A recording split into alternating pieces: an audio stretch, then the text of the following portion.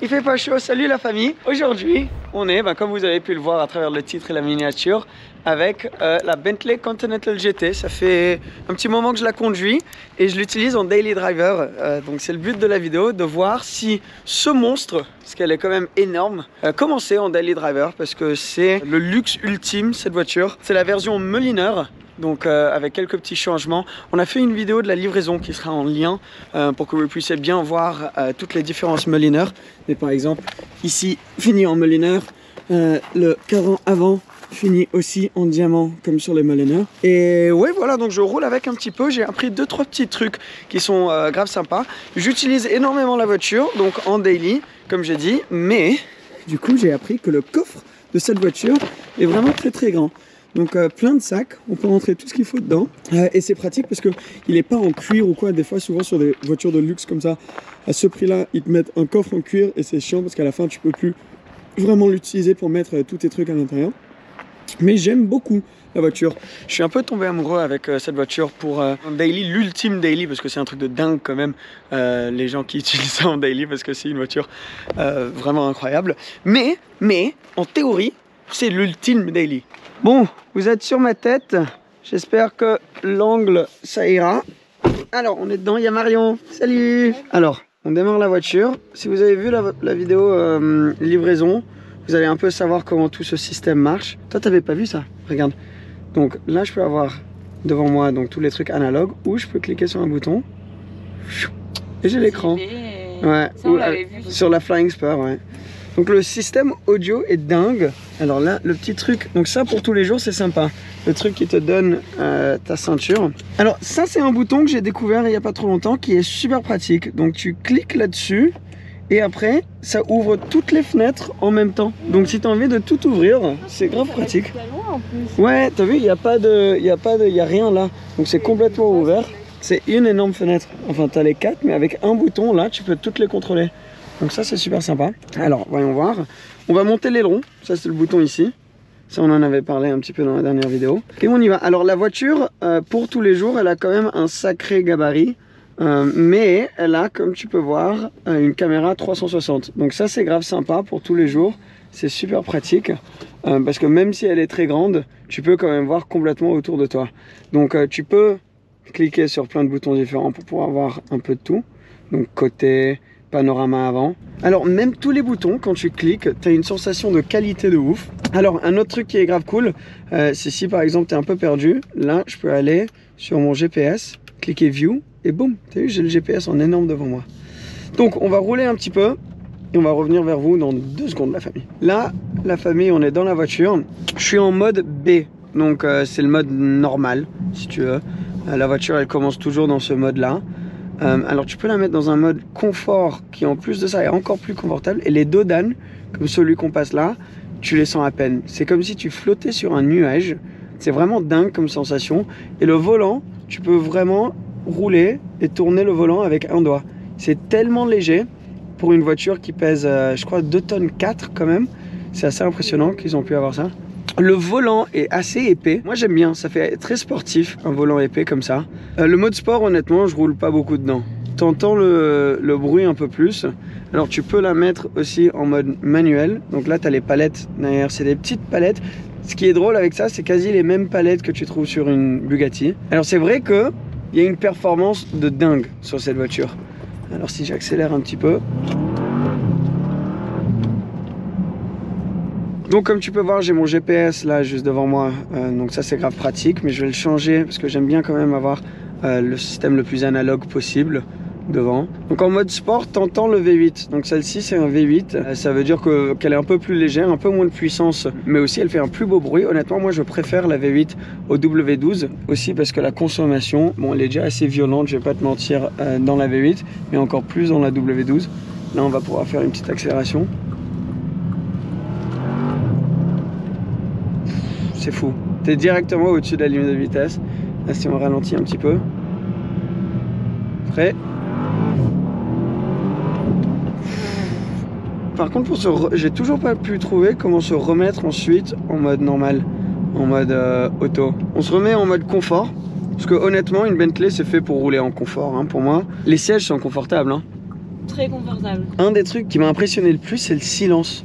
Donc je sais pas si vous allez pouvoir le voir là sur la caméra, mais en gros, tu as du double vitrage là, et donc ça te donne un silence. Donc là, tu entends bien la route, nanana, tu fermes,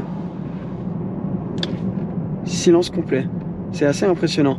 Et le système audio est vraiment incroyable. C'est un système Naim qui est très très bon. C'est une option sur les standards, mais je crois qu'avec la Pack Mulliner, elle vient standard. Et franchement, pour rouler comme ça tout le temps, c'est trop pratique. Par contre, dans des endroits où ça se resserre un peu, comme ce péage là, c'est là que tu commences à sentir un petit peu le gabarit de la voiture. Parce que c'est vrai qu'elle est très grande et pour tous les jours, c'est pas la chose la plus pratique du monde. Alors, petit péage. Alors, pendant qu'on est dans un tunnel, vite fait, je voulais vite fait vous montrer les lumières à l'intérieur, parce que c'est vraiment beau. Tout ça tu peux changer sur ton écran ici. Configuration lumière, donc regarde, bleu, ça va en bleu en bas là-bas, t'as vu? Bleu ici, bleu, c'est beau hein. C'est quoi cette rue? On a trouvé une petite rue qui va servir à regarde, dès que tu te rapproches, les caméras arrivent sur l'écran. Wow. On s'est dit, pour faire le test de la taille de la voiture, pourquoi pas trouver une petite rue et voir si c'est faisable. Ouais, c'est vrai que il y a certaines voitures qui se forment autour de toi et tu as l'impression qu'elles sont plus petites qu'elles le sont vraiment. Je pense à la classe S, je pense à la BMW série 7. Celle-ci par contre, même si c'est une coupée et qu'elle est peut-être même plus petite que ces autres, tu sens vraiment la taille, hein, j'ai l'impression.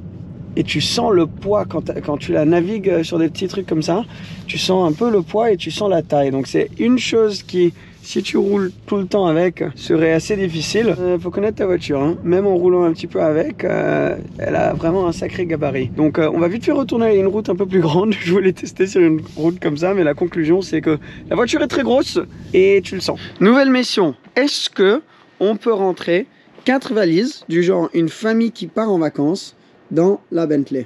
Qu'est-ce qu'on en pense? Bon, là on triche un petit peu parce qu'on fait genre qu'il n'y a pas de passagers dans les places arrière, mais on va voir. Je pense qu'on peut essayer d'en rentrer 2 dans le coffre arrière.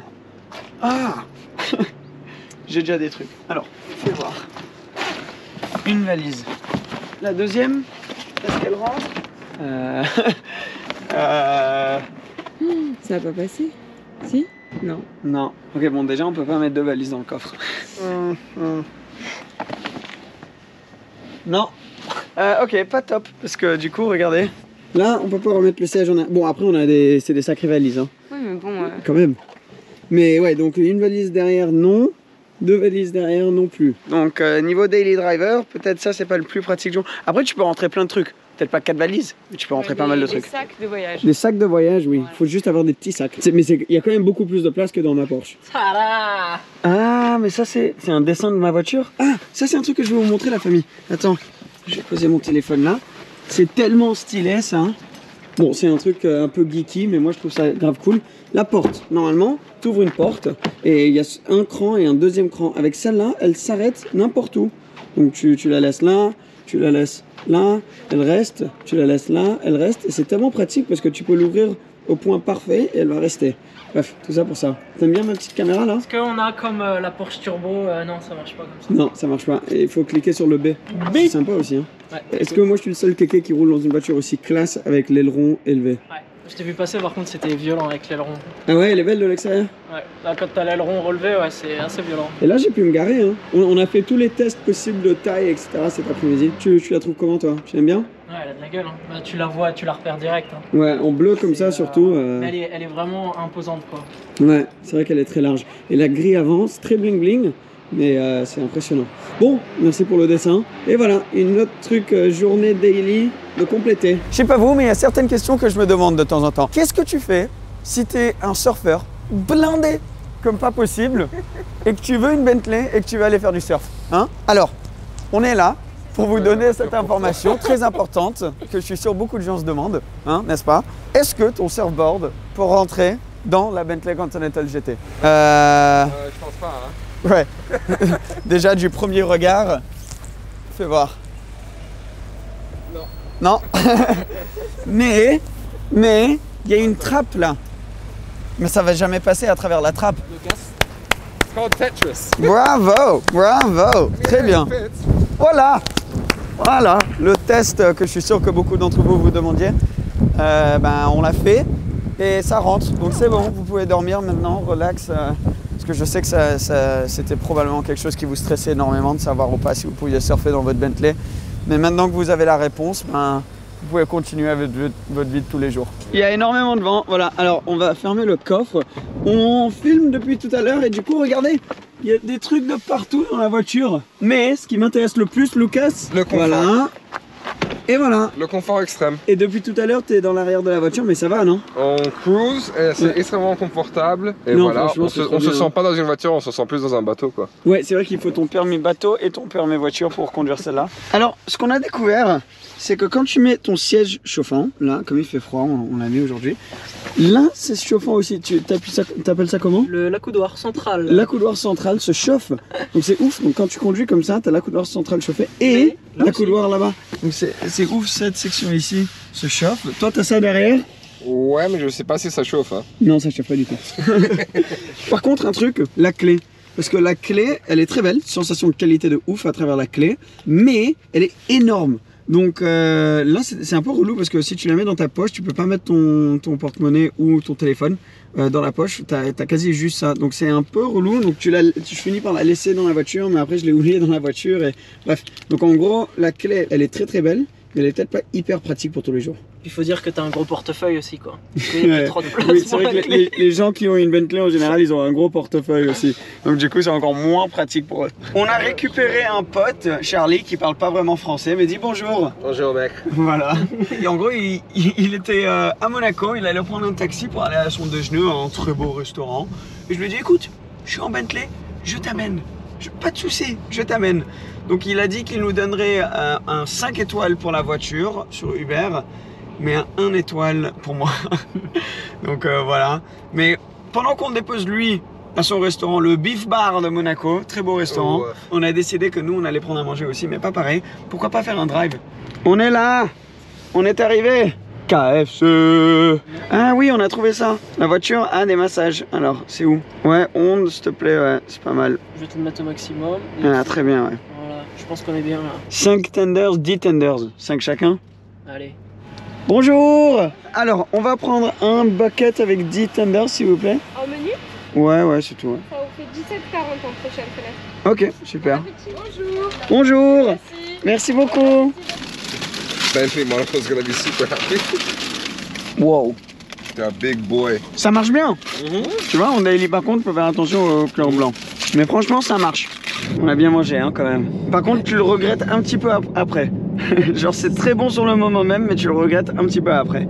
Mais, on est sur l'autoroute maintenant, comme tu peux voir. On a un peu testé la voiture de partout, mais ici, sur l'autoroute, c'est où vraiment, elle est dingue. C'est beau, hein, les lumières, les signatures lumineuses à l'intérieur. Tu peux avoir ton massage, un petit massage en route. Là, on est en mode confort. Si tu veux, tu mets ton GPS grand comme ça. Et là, tu es dans ton petit cocon de luxe.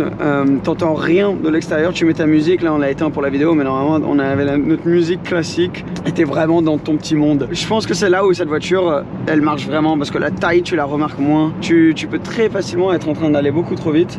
On va les dépasser là. Ouais. Wow. Tu vois, d'un coup, t'accélères et bam. La sonorité est intéressante quand tu mets. Ouais, c'est vrai que la sonorité, une fois que tu t'accélères un petit peu. Mais en parlant de ça, je crois que c'est un peu la seule chose qu'on n'ait pas vraiment fait, c'est tester la voiture en mode sport sur des petites routes. Parce que pour moi, c'est pas vraiment la raison que tu achètes cette voiture. Donc, c'est pas la chose. Elle te donne pas envie de faire ça non plus.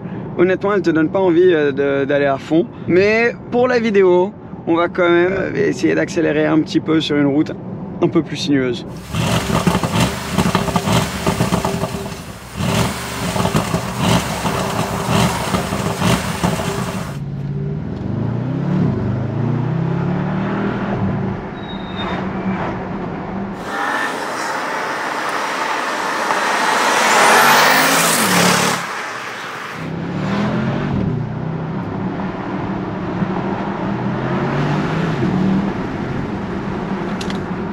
Nous avons mis le mode sport. Alors, le bruit devient un peu plus prononcé, ouais, c'est le mot. Alors, je sais pas si vous pouvez entendre les petits retours ou pas, mais ils sont intéressants. Bon, c'est le V8, donc tu as 550 chevaux, 770 Nm de couple. Mais donc, l'accélération, alors on a personne derrière nous là. 3, 2, 1.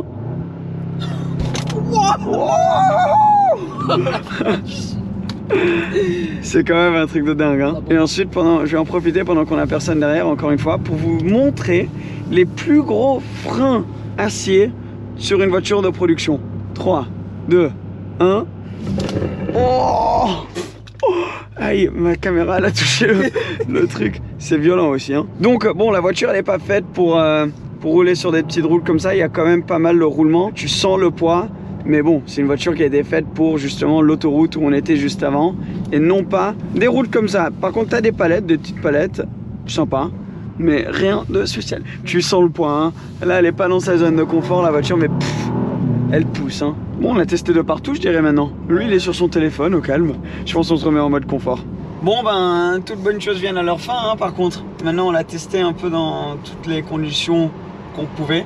On n'a pas pu aller à la neige ou rien, même si je suis sûr qu'elle est incroyable dans les montagnes parce que 4 roues motrices. Mais on a testé dans toutes les conditions qu'on pouvait et franchement, je kiffe cette voiture. J'étais pas sûr, je savais que j'allais aimer parce que c'est une voiture d'exception, une voiture qui coûte énormément et une voiture dans laquelle ils ont mis beaucoup de travail. Parce que ça a pris longtemps à venir hein, quand même, parce que la première Continental GT c'était en 2005. Donc 2004-2005, donc tu te dis quand même pour avoir la remplaçante, un tout nouveau modèle, ça a pris longtemps, je crois que c'est sorti 2019, 2018, 2019 et ensuite celle-ci en 2021 avec le pack Mulliner. Donc il y a eu beaucoup de travail qui est rentré dans cette voiture, mais je la trouve belle, l'intérieur est magnifique, enfin j'ai rarement, voire jamais été dans un intérieur aussi raffiné. Tout marche très bien, le moteur a énormément de couple, la voiture a amplement assez de puissance. Oui, il y a 2-3 trucs du genre, elle est grande, donc en ville c'est pas très facile comme on a vu. Oui, tu sens le roulement de la voiture dans les virages. Oui, potentiellement tu sens un petit peu quand elle freine, ou il y a des scénarios où tu sens que la voiture elle a ses petits points faibles. Mais je m'en fous honnêtement parce que la voiture, 95% des gens ne vont jamais vraiment rouler fort dedans. Et la plupart des gens qui vont acheter ça vont pas habiter dans des endroits où il y a plein de petites routes. Donc si tu veux faire beaucoup de kilomètres en autoroute, si tu habites à quelque part où il y a des grosses routes, tu vas l'utiliser tous les jours, tu as quand même pas mal de place, même si on pouvait pas rentrer toutes les valises, tu as quand même pas mal de place. Mais en général, je la trouve quand même assez exceptionnelle. Donc si tu as énormément d'argent, énormément parce que ça commence à plus de 200 000 € cette voiture. Donc si tu as beaucoup d'argent et que tu as besoin d'une voiture qui peut tout faire en gros, en luxe, en confort, ben c'est une option quand même assez exceptionnelle. Donc je me sens très privilégié d'avoir pu passer ce temps dans la voiture. J'espère pouvoir repasser un peu de temps dedans. Mais là on retourne à Bentley Monaco pour la rampe. Regardez ce qu'il y a là, on est à Bentley. Il est temps de rendre la voiture. La famille, merci beaucoup, hein. Ça a été un plaisir, t'as kiffé toi non? Parfaite. C'est un produit super complet. Donc on a vraiment beaucoup de chance. Et c'est grâce à vous la famille. Donc merci beaucoup. Abonne-toi si tu ne l'es pas encore. Et dis-moi si t'as kiffé ce genre de vidéo où on passe un peu plus de temps avec la voiture au lieu de juste un truc rapide. Mais ouais, super sympa. Énorme merci bien sûr à Bentley Monaco pour le prêt de cette magnifique GT V8 Mulliner. Merci Erwan. Merci à toi. Et on se voit très bientôt. Ciao ciao.